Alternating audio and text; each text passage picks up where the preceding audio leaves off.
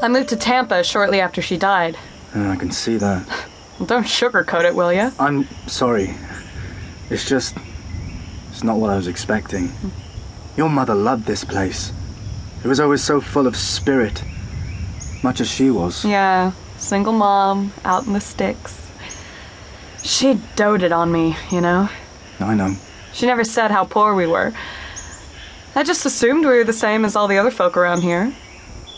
It wasn't until I moved away, joined the force, that I realized that she'd had to work her ass to the bone.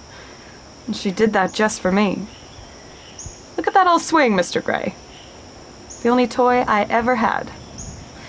But I never thought of wanting more.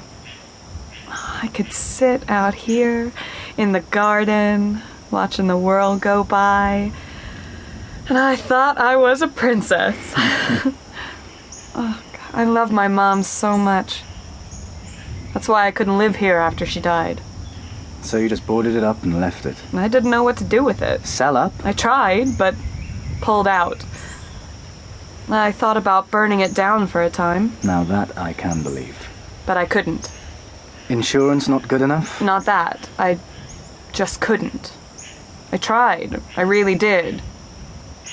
Take a sniff. Kerosene? I spread it everywhere. Through the house, the grounds. I stood here a few weeks back. I even lit a match. Something stopped me going through with it. Yeah, just be careful where you put out your cigarettes. Don't worry. It wasn't yesterday. Perhaps, but I doubt kerosene and marshland mix that well. You said something stopped you going through with it. Yeah. I reckon it was her. Aisha? You think your mother's spirit reached out to blow out your match? Not her. Follow me. Inside.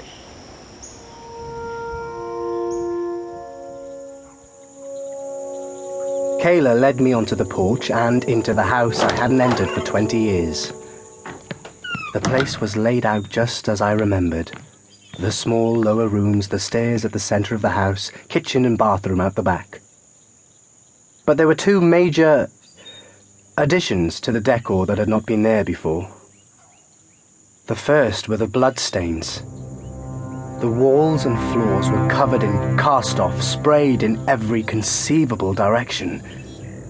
Some serious crimes had been committed here, within the last week too, and the sheer volume of gore told me there had been a substantial number of victims in the living room. 5 at least. I noticed Kayla choke back the stench. The smell of blood is distinctive, if not strong. And if you've ever cut your finger, one you'd recognize. Now imagine that strange smell multiplied. But for each drop of your blood, substitute 8 pints of someone else's, then times that by half a dozen or so. The charnel house view we got was nothing to the coppery smell that hit us as we stood there. No bodies, no remains, just walls awash with tacky, dull red blood. Kayla took me first into the kitchen, then up the stairs into some of the bedrooms. The one she had grown up in and the one I had once used were exactly the same as the room downstairs. My head was spinning. Surely we were now between 15 and 20 potential victims. Throughout our tour, Kayla said nothing. Not until we stood outside the door of her late mother's bedroom. Did you notice? Notice what? How cold it is in here. Oh, I can see my breath. It's 95 degrees outside. But inside this house... Cold as the grave, yeah. Keeps the insects away, at least. Though the bodies were gone when I first discovered all this. So just the blood? Just the blood. And this.